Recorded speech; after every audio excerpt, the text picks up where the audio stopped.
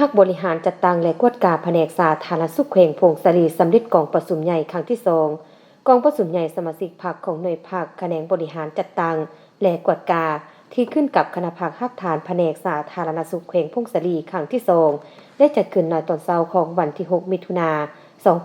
2025นี้ที่ห้องประชุมโรงเรียนวิชาชีพแบบผสมแขวงโดยการเป็นประธานของสหายบุญเพชรตันสุพรรณเลขาหน่วยภาคแขนงบริหารจัดตั้งและกวดกาของหัวหน้าแผนกสาธารณสุขแขวงเข้าร่วมเป็นประธานมีสหายดร.ไสนุภาพสุจันทร์เลขาคณะภาคฮักฐานหัวหน้าแผนกสาธารณสุขแขวงพงศรีมีสหายนางคอนซีปิจวงศ์คณะหน่วยภาคบริหารจัดตั้งและกวดกาคณะภาคฮักฐานแผนกสาธารณสุขแขวงเข้าร่วมมีคณะบุคลากรขั้นแขวง4หน่วยภาคอ้อมข้างตัวแทนองค์การจัดตั้งมหาชนตลอดหอดสมาชิกภาคหน่วยภาคดังกล่าวเข้าร่วมในกองประชุมสหายบุญเพชรตันสุพรรณเลขาหน่วยภาคแขนงบริหารจัดตั้งและกวดกาของหัวหน้าแผนกสาธารณสุขแขวงได้ขึ้นกล่าวเปิดอย่างเป็นทางการพร้อมทางผ่านห่างบทรายงานกันเมืองทั้งสองภาคและ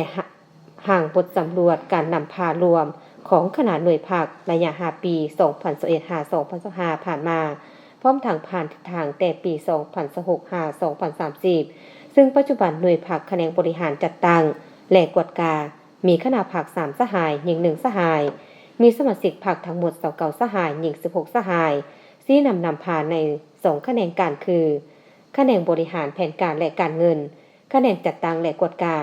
ซึ่งได้ตีราคาผลของการจัดตั้งปฏิบัติมาติกองประชุมใหญ่ครั้งที่1ได้ยกให้เห็นผลงานที่ผลเด่นก็คือด้านดีด้านอ่อนของโครงข่างและถอดถอนได้บทเรียนใน5 ปีที่ผ่านมาในนั้นคณะภาคฮักฐานได้เอาใจใส่ศึกษาผมการเมืองแนวคิดให้แก่สมาชิกพรรคพนักงานเป็นกลุ่มโดยจัดตั้งหำเหียนเอกสารสำคัญต่างๆของภาครัฐจัดตั้งปฏิบัติแนวทางป้องกันความสงบทั่วปวงส่วนของภาคพัวพันร่วมมือกับต่างประเทศญาติแยงการช่วยเหลือด้านทุนหอนบทเรียนนำพาจัดตั้งปฏิบัติเวียกงานวิชาเฉพาะในแขนงการที่ขึ้นกับโดยเฉพาะเวียกงานจัดตั้งและกวดกาเป็นต้นการดัดแก้สันคันเงินเดือนได้ 1,051 คนดัดแก้รัฐกร95ส่วนห้อยเลื่อนเป็นรัฐกรห้อยส่วนห้อยมี86คนดัดแก้ตามอายุการพ้นสั้นมี13คนดัดแก้ตามใบประกาศ54คนออกขับบำนาญ22คนยกย้าย7คนเสียชีวิต4คนออกสร้างเศรษฐกิจครอบครัว11คนหับรัฐกรใหม่59โกตาลงติดตามสุดยูเวียกงานกวดกาอยู่บรรดาเมือง8ครั้งต้านการสอลาดปักหลวงด้วยเคลื่อนไหวเผยแพร่นิติกรรมที่เกี่ยวข้องให้พนักงานที่มีตำแหน่งนำพาต้องได้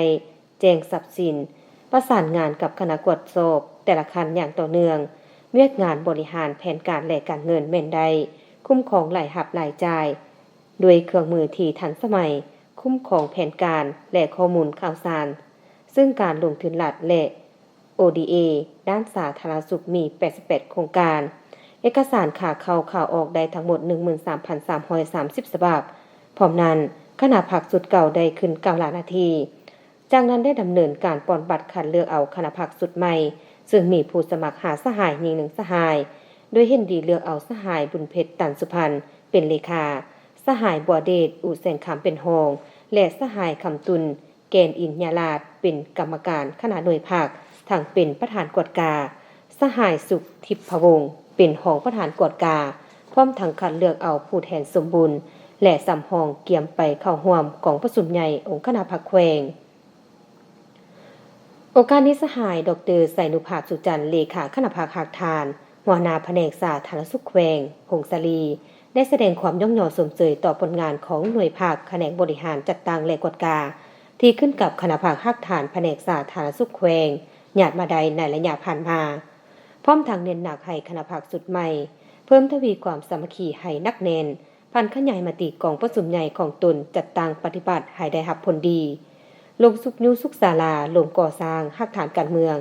ปฏิบัติตาม3พลาบทบาทใจกลางความสามัคคีเป็นใจกลางความเป็นแบบอย่างเป็นใจกลางในการจัดตั้งปฏิบัติปรับปรุงกงจักการจัดตั้งให้เข้มแข็งเพื่อตั้งหน้าพัฒนาเวียกงานในแขนงสาธารณสุขให้มีคุณภาพทั่วถึงและขยายตัวทันสมัยเทื่อละก้าว